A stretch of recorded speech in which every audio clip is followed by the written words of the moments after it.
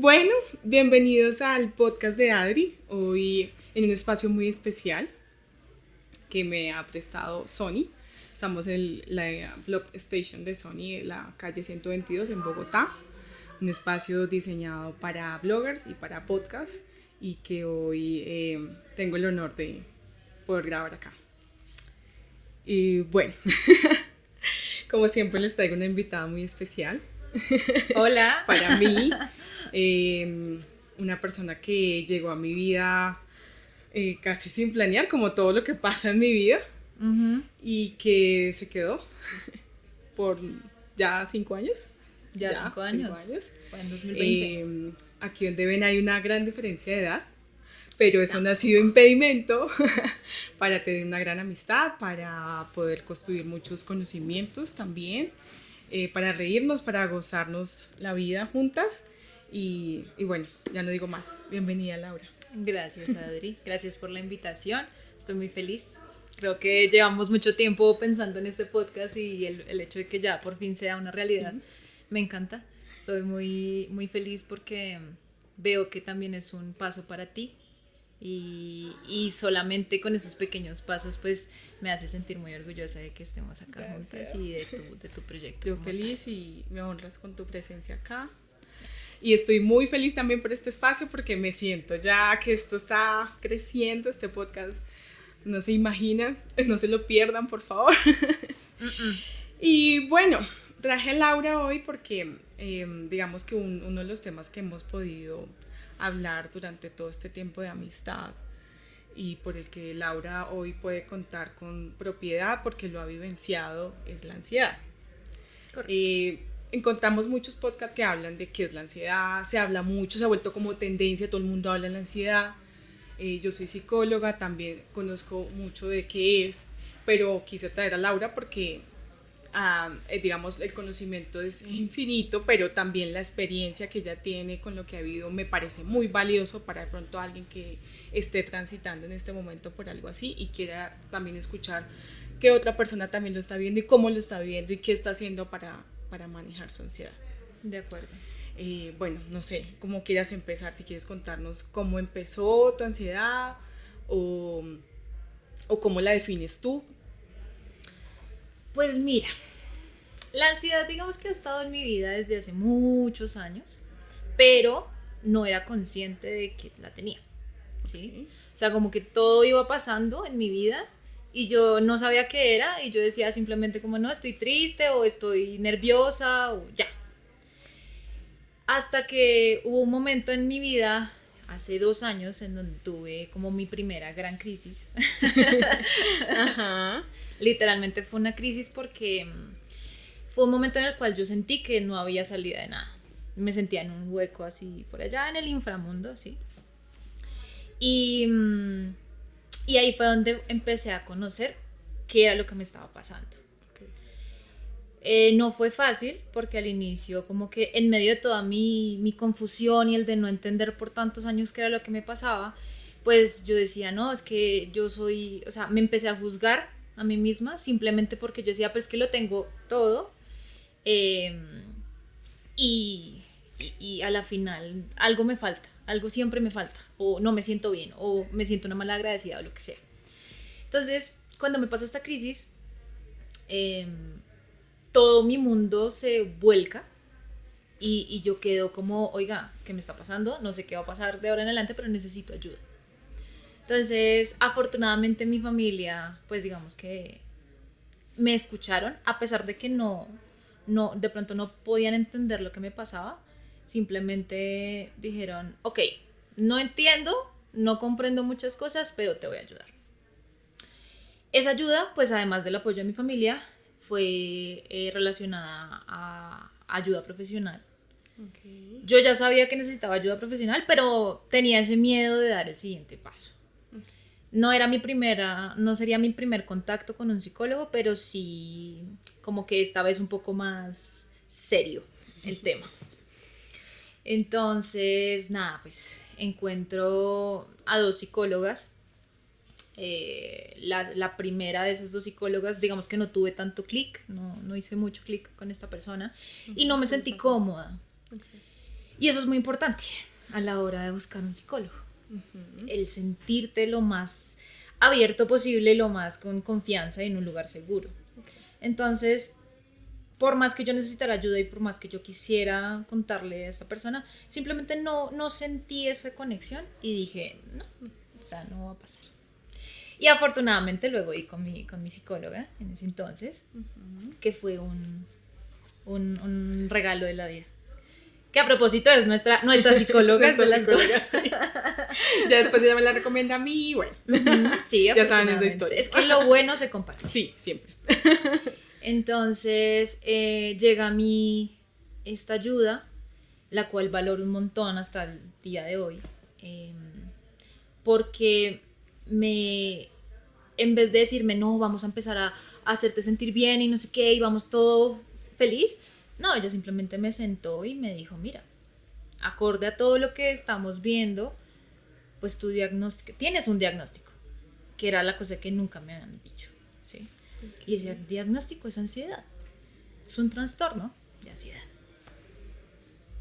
Cuando tú eres diagnosticado, cuando tú ya sabes qué es lo que pasa y por qué pasa, pues sientes una diferencia total, porque es que ya no te juzgas de que es que yo soy malagradecida, es que porque a mí me falta todo. No, es que en realidad es un trastorno.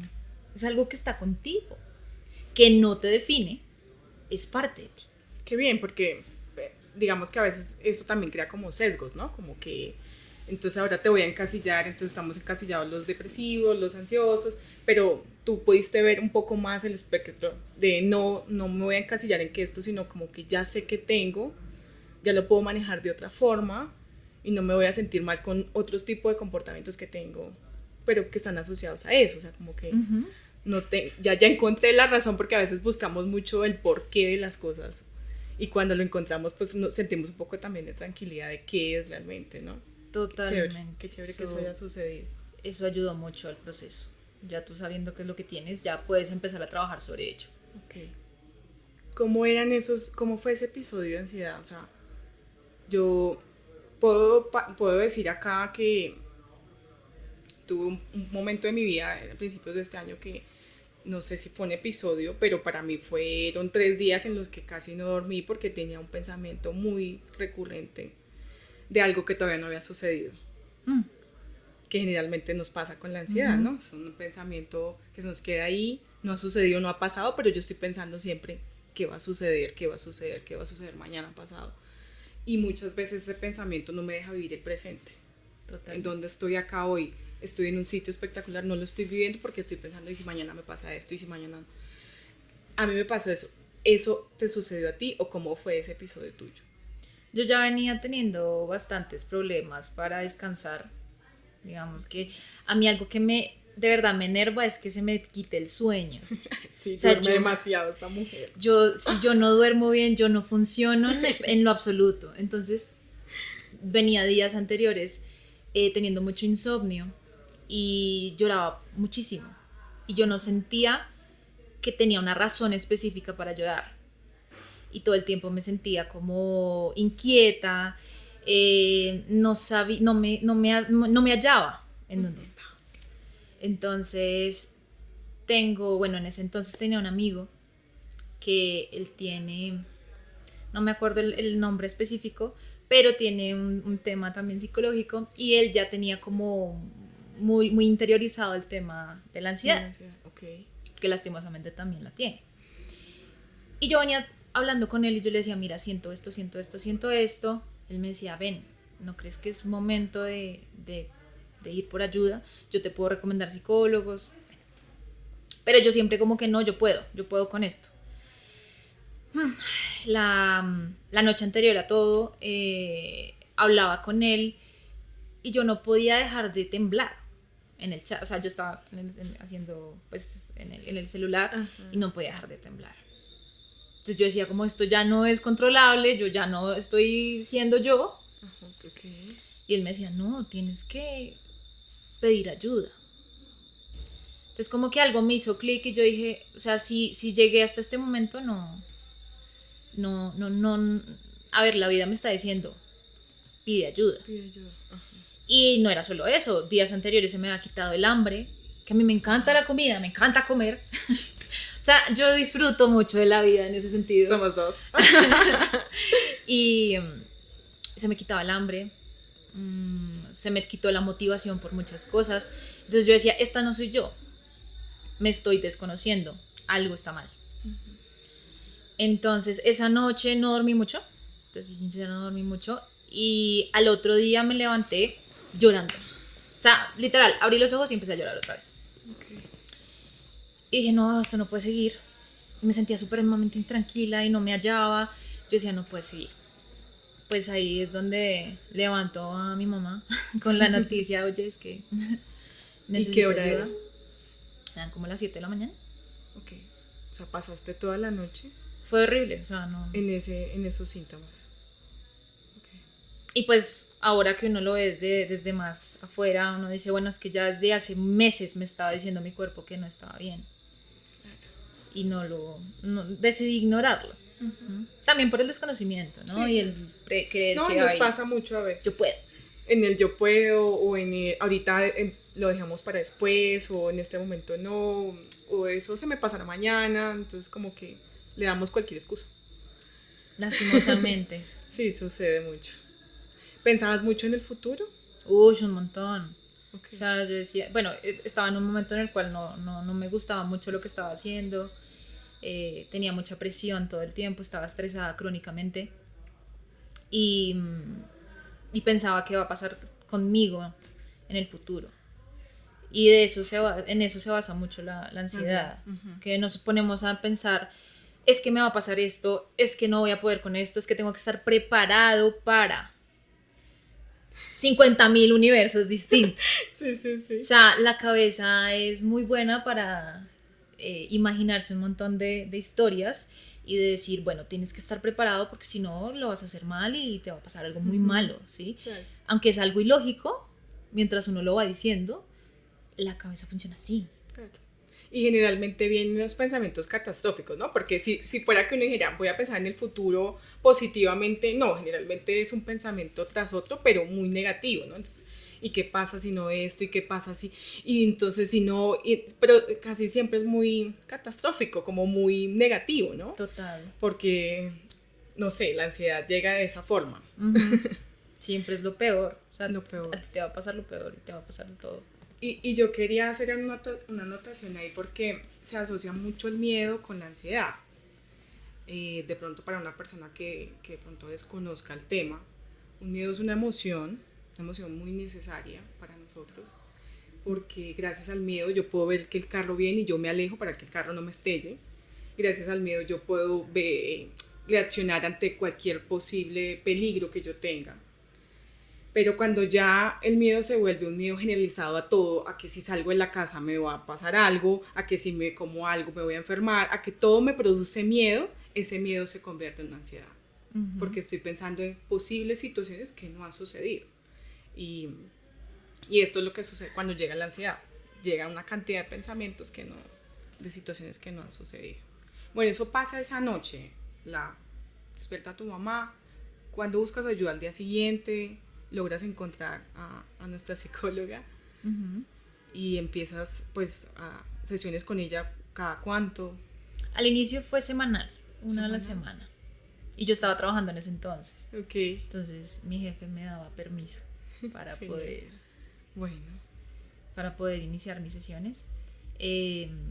Con el tiempo fui mejorando porque también puse mucho de mí para poder hacerlo, y ya pasamos a quincenales. Okay. Y algo que me parece súper bueno aquí, o por lo menos a mí, en mi forma de entender las cosas y de gestionar las cosas, es que en terapia aprendí que no hay emoción mala. Las emociones no son ni buenas ni malas, son emociones. Y que está en uno aprender a gestionarlas. Uh-huh. Algo que para personas con ansiedad es muy, muy, muy, muy característico, es que siempre queremos tener el control de todo. Uh-huh. ¿Sí? Así es. Y yo le decía a mi psicóloga, no, es que tengo que controlar mi ansiedad. O sea, hoy en día lo veo y es como, no. No, pequeña, no. La ansiedad ni absolutamente nada debería estar en nuestro control, porque no podemos controlar lo que no depende de nosotros, lo que no podemos manejar nosotros. Hay que gestionar. Gestionarlo. Entonces, para mí esa palabra control, supremamente prohibida desde ese entonces, y ahora lo que intento es gestionar mis emociones. A pesar de que no es siempre lo más lindo y no es tan fácil tampoco. No. Intento que mi cabeza no quiera controlar todo, sino más bien gestionar lo que vaya pasando. Y eso me lo enseñaron en terapia. Okay. Entonces, poco a poco fui entendiendo el porqué de las cosas, el entender la razón y cuáles son las posibles consecuencias de lo que está pasando. Me ayudó mucho a entender mi situación y qué podía hacer, ¿sí? Como te dije, puse mucho de mí y desde ese entonces he puesto mucho más de mí. Qué importante eso que dices. Para mi proceso, porque no es como que ahí ya, la ansiedad ya no la tengo, obviamente, no, o sea, es algo con lo que, por lo menos en mi punto de vista, hay que aprender a vivir con ella. Mejor no las puedo decir. Y aunque es muy difícil, tienes que ir avanzando en tu proceso y poner de tu parte para que eso pase. Dejar de pensar en que tengo que quitar de mi vida la ansiedad, sino simplemente entender cuando ella llega, saludarla y decirle, bueno, vamos a convivir, pero tú no vas a poder conmigo. Eso es dificilísimo. Sí. Es un proceso muy difícil a nivel interno, pero es cuestión de que cada vez que ella llega, empecemos nosotros a ser más conscientes de cuando llega, por qué llega, cómo se expresa en nosotros, porque la ansiedad no se expresa de igual manera tanto en ti como en mí o como en sutanito o menganito. Hay que entender la ansiedad, cómo llega a uno y cómo sirve como todos los procesos que tú hagas para poder gestionarla. Okay. Y poner de tu parte no es solamente decir, bueno, ya llegó, vamos a trabajar con ella. No, es cada día ser cada vez más consciente de lo que pasa con tu ansiedad y de lo que pasa con tu vida. Yo no me voy a exponer a cosas que de pronto lleguen a que me haga manifestar esa ansiedad en momentos muy tóxicos. Por ejemplo, la elección de un trabajo. Si tú ya sabes que un trabajo en donde te toque ser todero, en donde te toque trabajar 50.000, 200 horas más, en donde te toque tratar con gente tóxica, con gente que no sabe tratar a las personas, pesado, sí. Pues, ¿qué te vas a meter ahí? Obviamente esto lo hablo desde el privilegio, ¿no? Hay personas que tienen que hacerlo porque tienen que hacerlo y no estamos hablando de eso. Estamos hablando desde el caso en el cual tú puedas elegir. Total. Claramente esto no es para todo el mundo, no es como que se pueda hacer simplemente en todos los casos, pero sí hay que entender qué cosas disparan tu ansiedad y tratar no de huirle, sino de, listo, si voy a meterme en este cuento, si voy a asumir este reto que me genera ansiedad, bueno, ¿cómo va a ser mi plan para gestionarla en medio de ese proceso? Okay. Entonces es ser muy responsable en lo que tú te metes, en lo que tienes la posibilidad de elegir. Y lo que ya llegue por la vida, pues bueno, eso ya es aprender en el camino. Ahí me quedó sonando el tema del trabajo. ¿Cómo haces para, digamos, transitar tu ansiedad en el trabajo, en tu casa, con tus personas importantes? ¿Esa ansiedad ha llegado a afectar a esas personas? Claro, sí. ¿Cómo? Sí, claro. La ansiedad no te va a decir, bueno, estás en un trabajo, en el trabajo de tus sueños, no voy a aparecer. Ella no te pide permiso, ella llega y empieza a hacer estragos, si tú la dejas hacer estragos.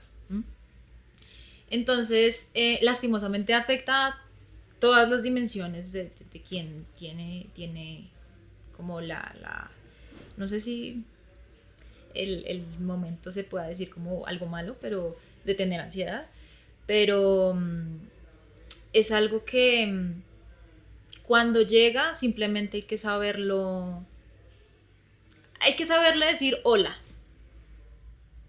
y no quedarte en el hola, ¿sí? Y no quedarte conversando con ella y no estar como, creo que esto va a sonar como muy loco, pero yo la veo a ella como un ente externo a mí, ¿sí? Entonces como que cuando llega yo simplemente en mi cabeza digo como hola, estoy en mis cosas, estoy luchando por lo que me gusta, no me molestes.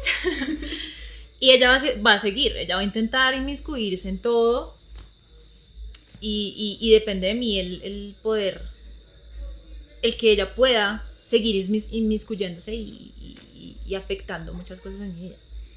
No te voy a decir que siempre está calmada, pues, como que cuando llega la puedo gestionar así de rápida, no. Hay momentos en los que me gana, hay momentos en los que no. Okay. Y más cuando hay cosas pues, de mucha presión y de mucha expectativa de mi parte y de entes externos, ¿sí?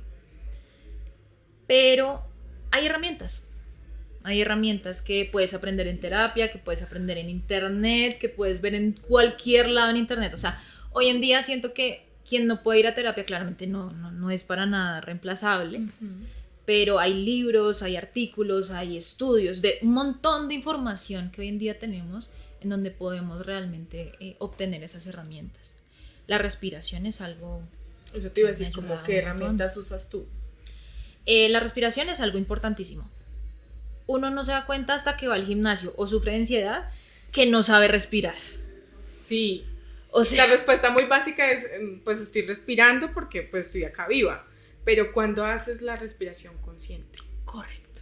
Cuando estás 100% prestando atención en que el aire entra por tu nariz, sostienes, se infla tu estómago, tu diafragma. Uh-huh. O sea, uh-huh. ¿Cuándo vuelves esa actividad consciente? Muy rara vez lo hacemos. Eso no lo hacemos usualmente. Entonces, el aprender a respirar es algo muy importante. Uh-huh. Y más cuando estás en momentos de mucha ansiedad.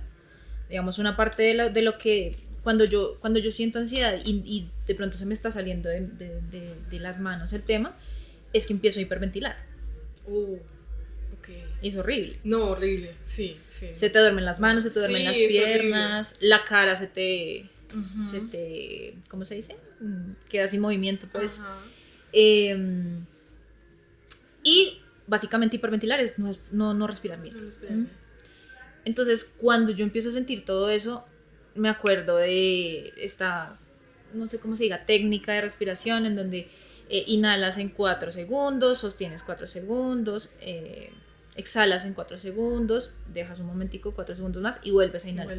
Así como un cuadrado, sí. Eso por un lado. También el tener en cuenta, por ejemplo, tu entorno. No sé cómo lo llamen en psicología específicamente la técnica, pero es básicamente... Cuando estás en un momento de mucha ansiedad, fijarte en olores, fijarte en lo que puedes ver, en lo que puedes tocar, ¿sí? Y ser plenamente consciente de tu entorno. Porque así estás redirigiendo la atención a otras cosas. Utilizando tus sentidos, claro, en vez del momento que estás sintiendo. Porque es que cuando tú estás en un momento de ansiedad, tú piensas que te vas a morir. O sea... Uno lo ve cuando ya termina el episodio, es como, ay. ¿Eso era? Era eso, o sea, como que... Pero no. Uh-huh. Cuando tú estás en ese momento, tú piensas que te vas a morir, que te va a pasar algo malo, que mejor dicho, o sea, tu cabeza entra en modo de alerta total. Así es. ¿Qué tienes que hacer? Encontrar de nuevo como un ancla a la realidad, un ancla de, venga, estoy aquí, estoy vivo y estoy bien. Uh-huh. A veces se puede, otras veces no se puede hacer solo. Qué bueno que tengas una red de apoyo, pero muchas veces no la tenemos. Hay que aprender a hacerlo, por más difícil que sea. Pero las herramientas las hay, gratis incluso. Okay. Pero esas específicamente te han funcionado. Muchísimo. Yo diría que también hay una muy importante también, y es con lo que hablas de la red de apoyo. Otra que me parece muy importante también y que a algunas personas les funciona, por ejemplo, cuando recurrimos a un momento en nuestra vida que fue bueno, que fue bonito. Ay, sí. Porque te ayuda a sacarte de esa montaña de pensamientos que tienes ahí uno tras otro y te devuelve a uno que fue muy bueno. Entonces te saca automáticamente de ese y recuerdas algo que fue muy bonito para ti te ayuda un montón. Totalmente. Eso también podría funcionar. Muy bueno. Me ha funcionado a mí.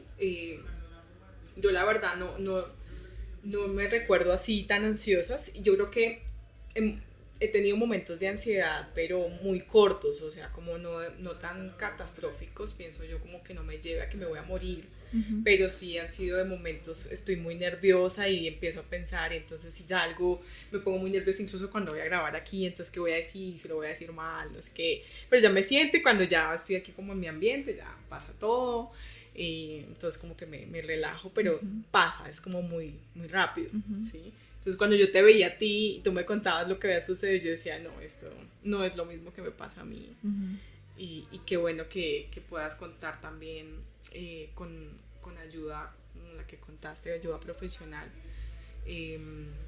Pues lo digo también como psicóloga porque a veces hay personas en redes sociales que dicen como, eso va a pasar, tranquila, cuenta hasta 10, o sea, como de las soluciones muy inmediatas.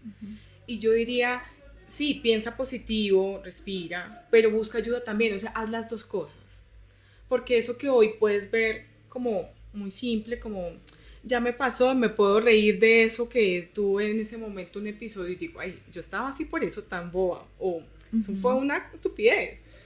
Eso puede seguir escalando y puede traer muchas más consecuencias. Entonces ya no tengo pareja porque entonces siento que todo se va a volver un desastre, porque entonces me va a ser infiel, o sea, empiezo a pensar tantas cosas que no tengo pareja, no salgo a la calle, por todo va escalando tanto que no me doy cuenta en qué momento pasa, por las soluciones rápidas que nos venden de que eso le pasa a cualquiera, respira.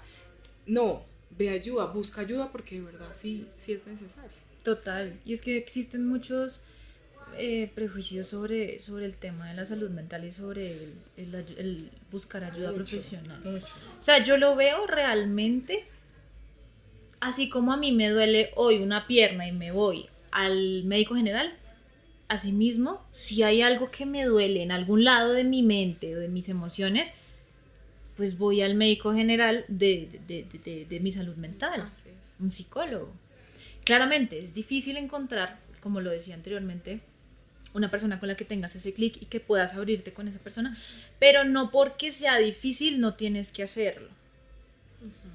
Claramente da miedo, da un montón de miedo el abrirte a una persona que no conoces, pero hay que entender que es un profesional y que para eso se formó, ¿sí? Y si no fue con el primero, será con el segundo, será con el... A mí me tocó pasar por 3 personas antes de llegar a tener una persona con la cual me sintiera conectada para poder, pues, decirle todo lo que estaba sintiendo, ¿sí? Y muchas veces también el no acudir a la ayuda también se fundamenta en que no es que me van a ver como una persona débil. Sí. Que todo me afecta, que no, ¿qué es eso? O sea... Sí, claro, viene el miedo, la aceptación que tenemos ante el otro. No es fácil a veces contarle a un desconocido nuestros problemas. A veces incluso a un conocido también nos cuesta. Y contarle a una persona que no nos conoce, que no sabe nada de nosotros, pues cuesta un poco, mucho más. Y está siempre esa vocecita que nos cuestiona bastante y cómo me van a ver, y será que lo que estoy haciendo está bien.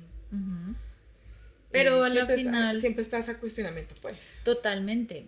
Pero siento que eso también viene de adentro. De sentirte tú insuficiente, de sentirte débil, de sentirte estúpido por simplemente... Eso también se puede trabajar en terapia.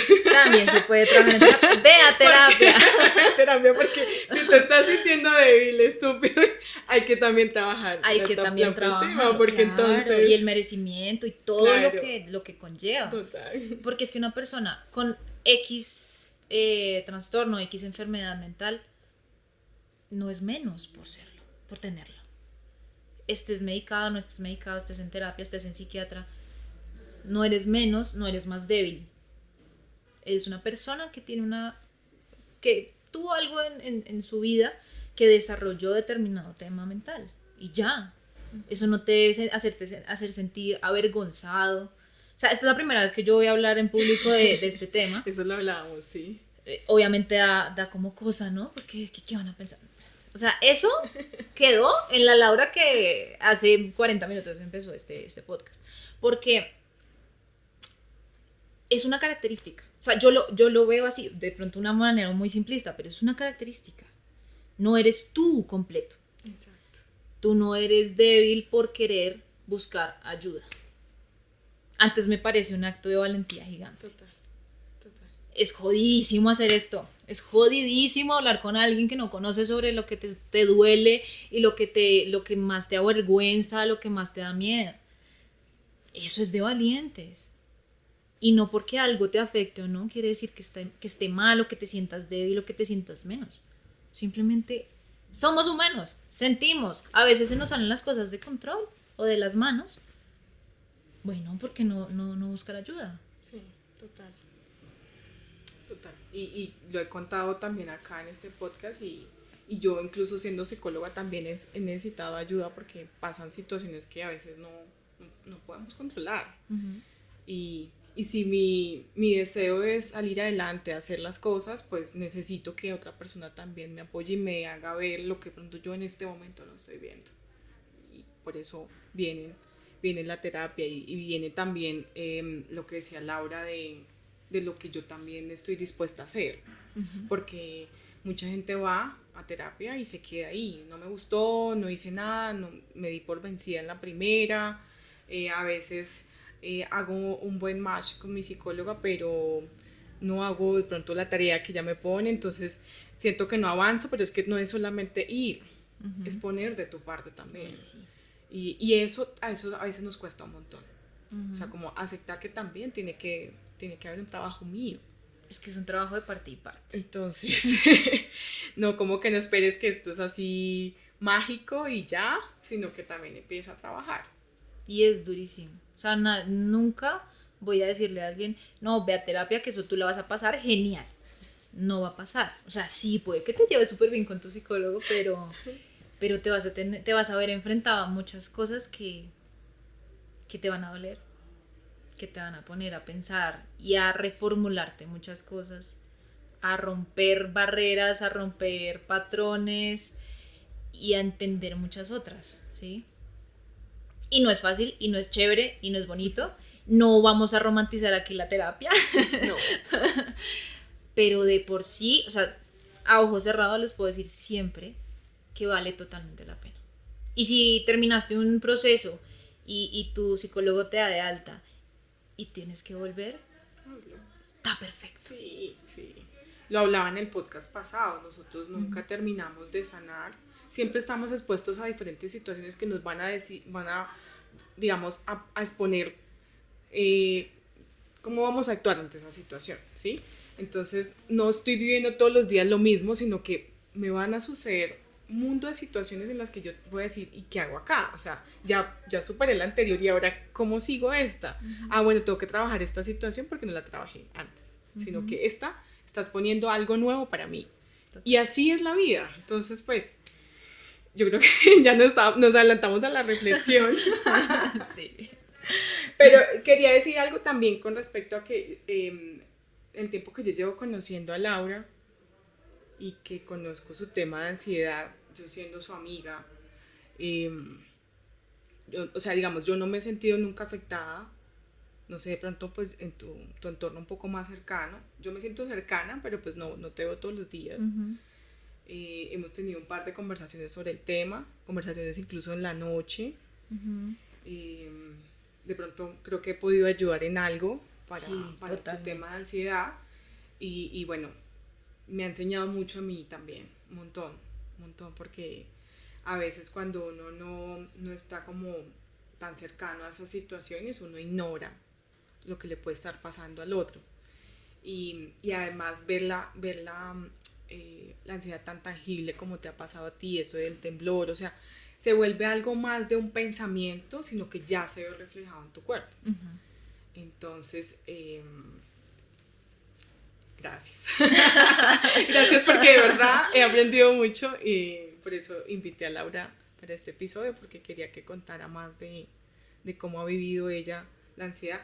y nos ha pasado a todos, o sea, creo que Laura los ponga aquí como lo ha vivido ella, no quiere decir que nosotros estemos exentos de tener ansiedad, hemos tenido ansiedad por X, Y razón, por un proyecto nuevo, un trabajo nuevo, una relación nueva, una ciudad nueva, o sea, muchas situaciones en nuestro diario vivir nos generan ansiedad, pero ¿qué hago con esa ansiedad cuando llega? ¿Cómo respondo a ella? Es como lo que nos estaba contando Laura, que lo puedes ver desde ahí, cuántas personas no pueden verla, sino que llega y te enferma y tiemblas y estás con un miedo todo el tiempo a muchas situaciones. Y que muchas veces eso se puede llegar a confundir con una enfermedad física.